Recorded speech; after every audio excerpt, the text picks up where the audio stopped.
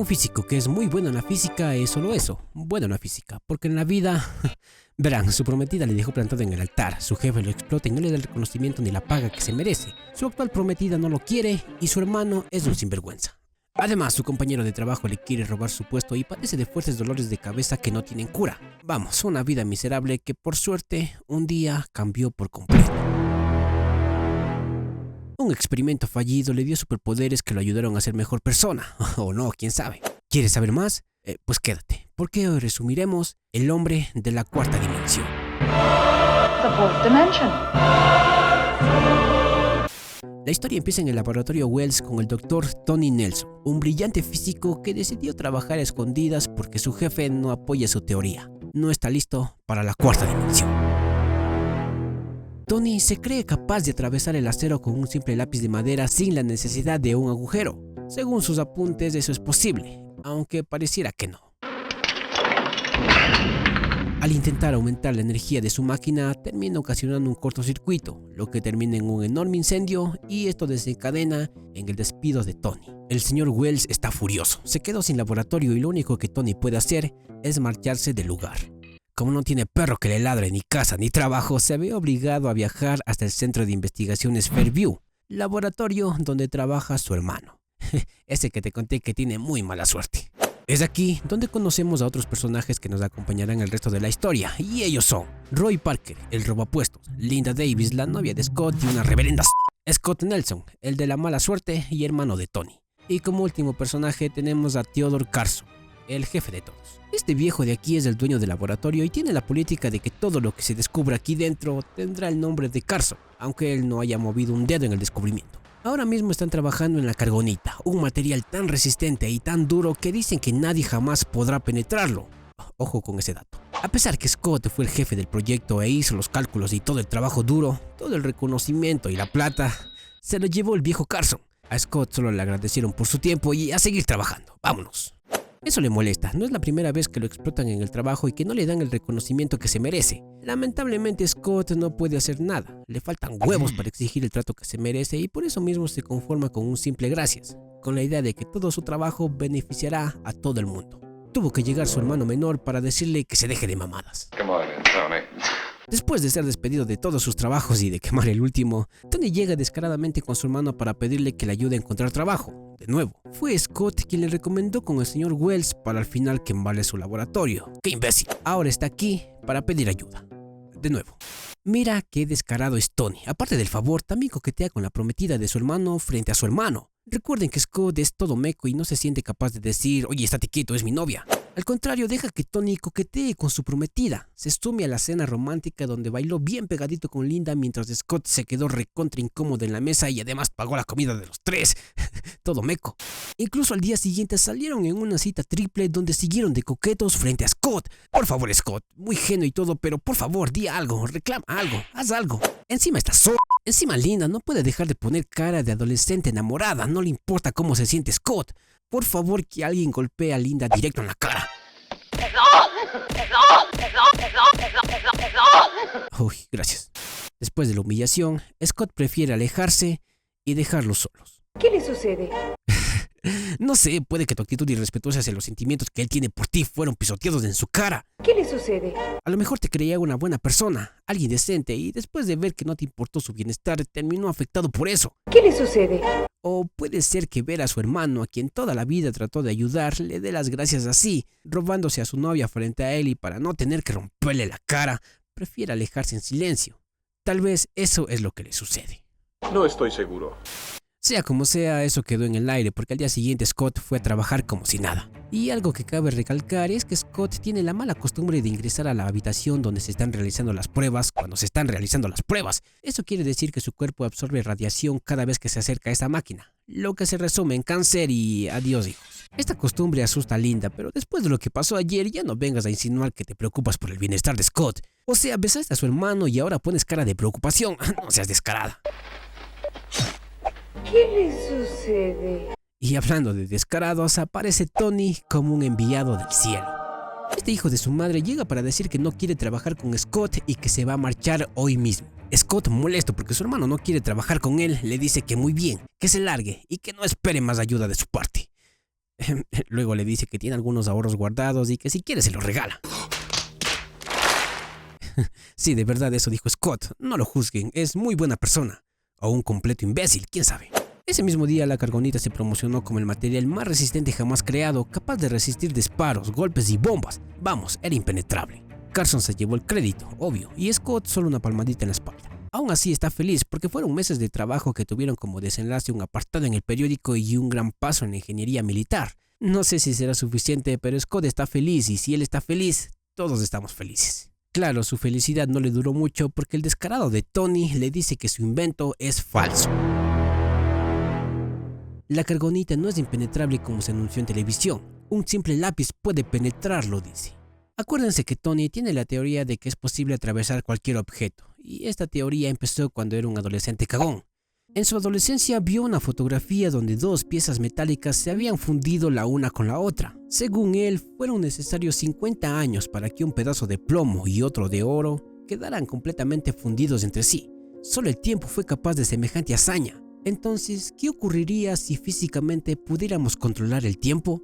No como un viaje en el tiempo, sino como esa escena donde Hulk convierte a Ant-Man en un anciano. ¿Se acuerdan? No enviamos a nadie en el tiempo, sino que el tiempo lo movemos directo en el objeto. Sí, lo sé, difícil de entender. Tampoco lo entendí porque este imbécil no explica bien. Pero el imbécil tiene pruebas. Evidencia clara de que es posible atravesar cualquier objeto si podemos controlar el tiempo de dicho objeto.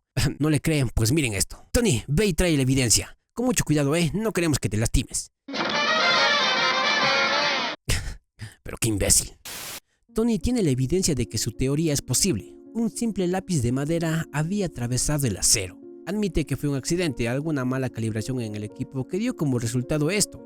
Nos dice que desde ese día intentó replicarlo pero ya sin resultados.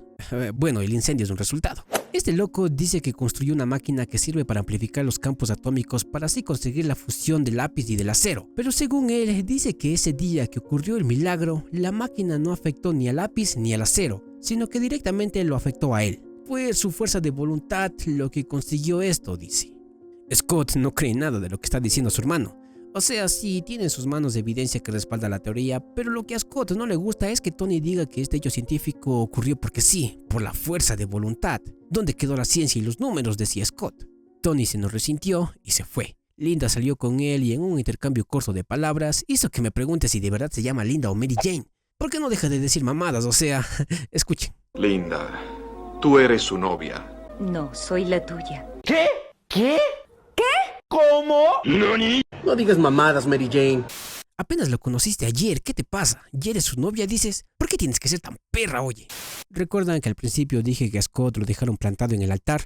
Pues bien, fue por culpa de Tony. Él se escapó con la novia de Scott cuando iban a casarse. No sé si Scott lo sabía, pero ahora la historia se vuelve a repetir. Pobre de Scott, ya me estoy sintiendo mal por él. Pero bueno, sigamos. Al día siguiente vemos que Tony no se marchó como dijo que se iba a marchar y que aceptó el trabajo en Fairview que dijo que no iba a aceptar. Todo mal con Tony, se me pregunta. Pero bueno, fue gracias a ese empleo que regresó a trabajar con la cuarta dimensión. Por otro lado, y en el mismo lugar, Roy Parker, el robapuestos, se siente amenazado al ver que el hermano de Scott posiblemente le quite su segundo lugar y como no quiere eso, va y habla con Carson. Típico lamebotas. Carson solo le dice que si quiere ser jefe de proyecto que le traiga un proyecto, una idea científica, dice. A lo que Roy responde, uy, así que chiste. Y regresando a cosas importantes, Scott después de algunos días por fin se dio cuenta de lo que está pasando entre su novia y su hermano. Y eso le rompe el corazón. Hizo todo por ellos y así se lo pagan. Ya van a ver, esto no va a quedar impune. Pero antes de la venganza, un chequeo médico, claro que sí. El médico de Scott termina diciéndole que tiene impulsos cerebrales muy fuertes, mucho más que la persona común. ¿Tendrá un super cerebro entonces? No se sabe. Podría ser ocasionado por la radiación del trabajo, dice el médico. Le sugiere que vaya a un hospital especialista y que se realice todas las pruebas existentes, que se tome unas vacaciones de laboratorio y que por favor deje esa fea costumbre de fumar en el consultorio.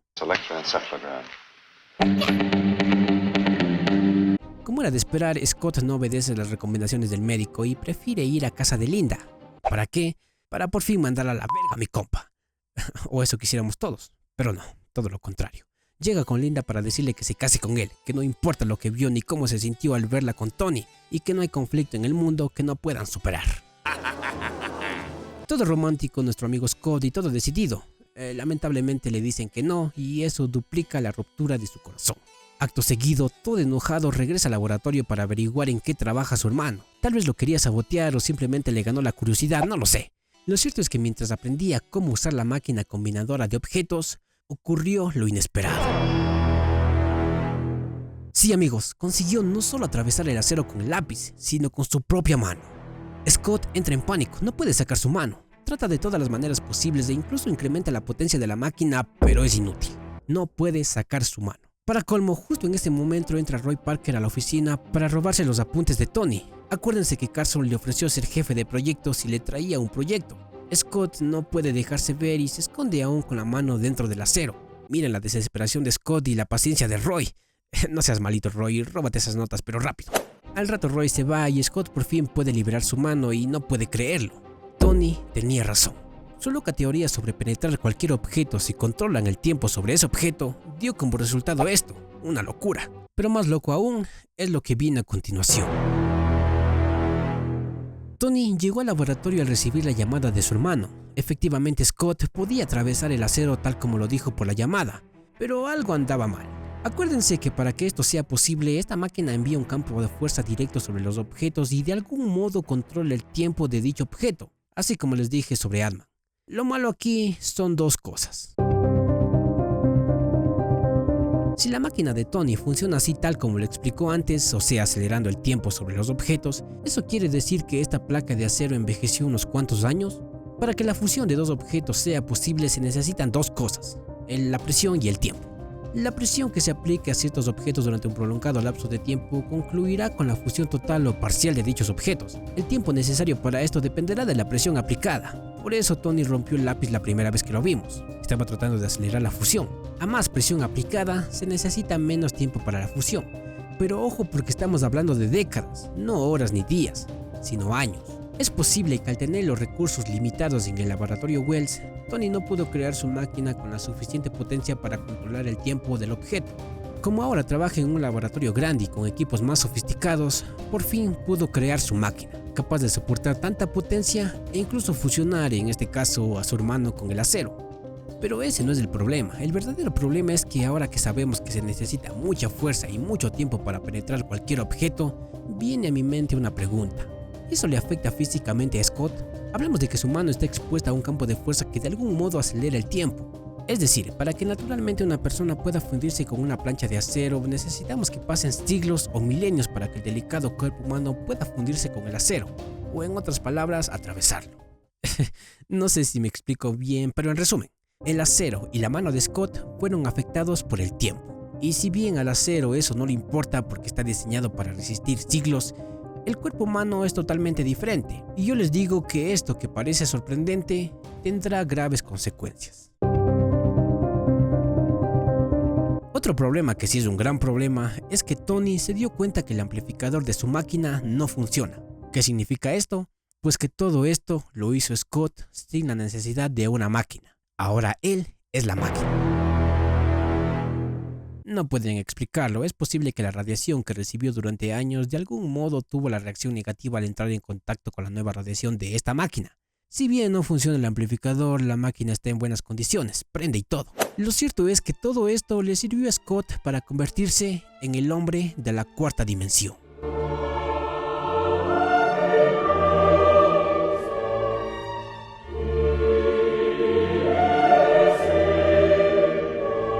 Scott descubrió que no necesita ninguna máquina para atravesar los objetos. Eran los fuertes impulsos de su cerebro, esos que toda su vida le causaron fuertes dolores de cabeza, ahora le están dando la energía necesaria para atravesar cualquier cosa. Y como no, se sintió bien con él mismo y usó ese poder para divertirse. Se robó una manzana, casi robó un collar de diamantes y al darse cuenta que puede hacerlo todo, también se robó el banco. Ese jovencito al que plantaron en el altar, al que le pusieron los cachos y no respetaban en el trabajo, ahora tenía el poder de hacer lo que él quisiera. Y obvio que eso no va a terminar bien. A la mañana siguiente la ciudad se despertó con la noticia de que $50,000 habían sido robados del banco. La policía no daba crédito, no forzaron la puerta ni rompieron las ventanas. El dinero simplemente desapareció. Mientras tanto Scott se dio cuenta que esto de ser el hombre de la cuarta dimensión tenía sus consecuencias. Tal como lo predije, para atravesar cualquier superficie es necesario moverse en el tiempo. En objetos orgánicos como el cuerpo humano, el tiempo se resume en vejez y posteriormente en la muerte. Ya no es tan divertido como anoche, ¿verdad? Scott se da cuenta que podría morir en unos días y por eso va directo a la casa de su doctor para pedir ayuda. Le cuenta lo que ocurrió y le da una muestra de su nueva condición. Esto ya no es un superpoder. Asustado, trata de pedir ayuda al doctor, pero sin querer lo termina atravesando y posteriormente asesinando.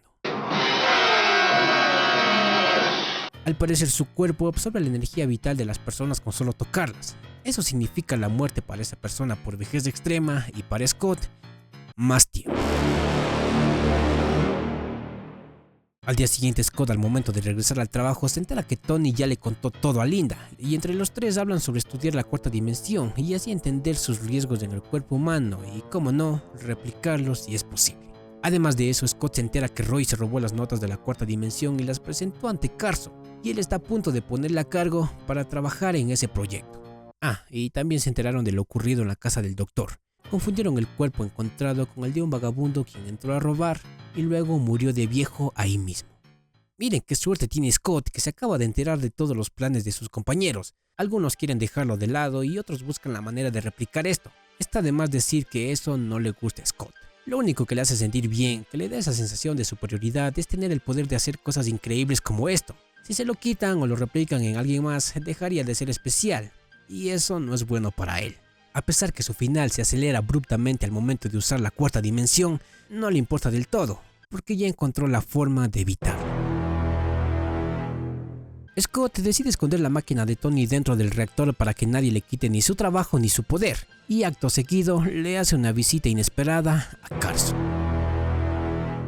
Está ahí para reclamarle de todo. Scott es un increíble científico, y Carson lo sabía y por eso lo utilizó para su propio bienestar, para ganar fama personal y para llenarse los bolsillos de dinero, mientras que Scott hacía todo el trabajo duro y ponía su vida en riesgo por una paga mediocre y un vago agradecimiento tras las cortinas. Scott quiere más, siempre quiso más, pero no fue sino hasta ahora que tuvo el valor de reclamar lo que siempre le negaron. Carson, asustado por lo que está viendo, acepta entregar lo que le corresponde, pero ya es tarde. Scott terminó la conversación diciendo que el Dr. Theodore Carson siempre lo necesitó, y ahora es él quien necesita de Carson, y acto seguido le chupa la vida. Es en este punto cuando Scott entra en el radar de la policía, y Tony empieza a sospechar que ese poder está siendo utilizado para algo muy malo.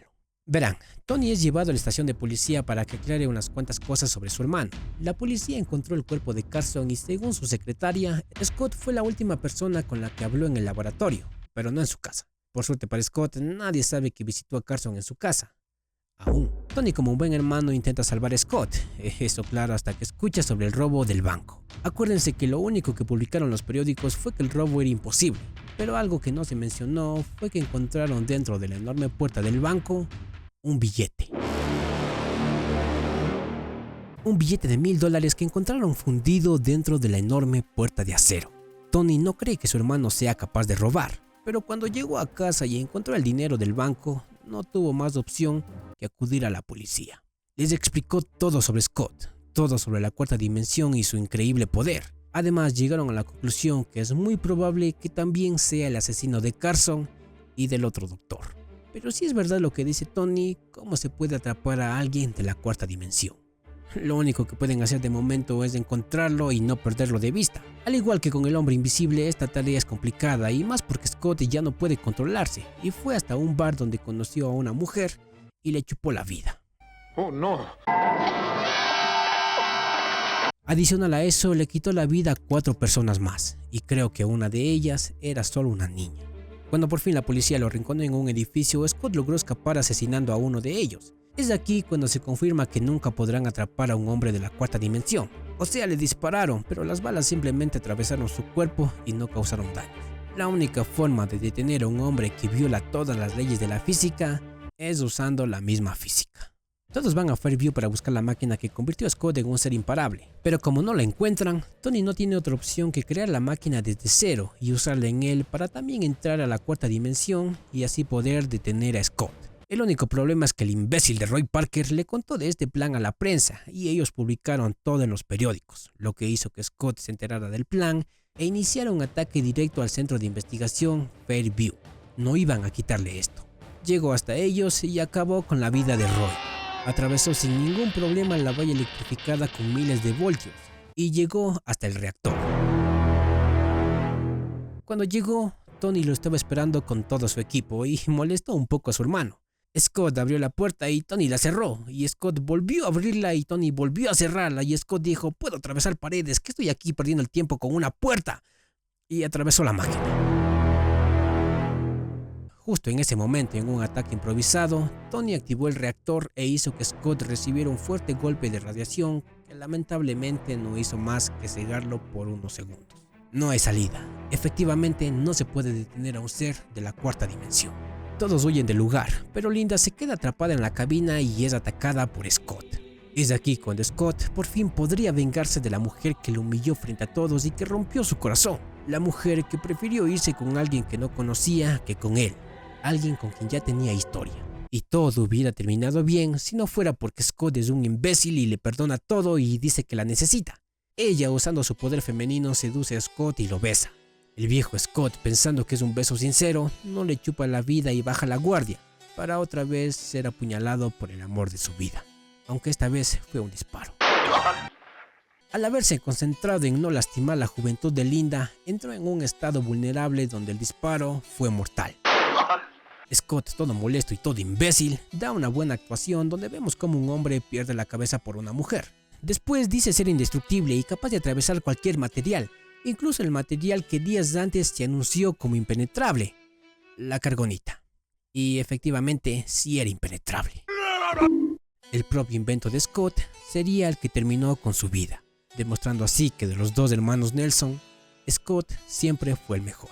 A pesar de todo lo que Tony le hizo, él siempre estuvo para su hermanito. Le ayudó a conseguir trabajo, le dejó vivir en su casa, le iba a dar todos los ahorros de su vida para que Tony pudiera armarse su propio laboratorio. Incluso acabó con su vida tratando de demostrar la teoría de su hermano, y ahora demostró que su invento fue mucho mejor que lo que hizo Tony.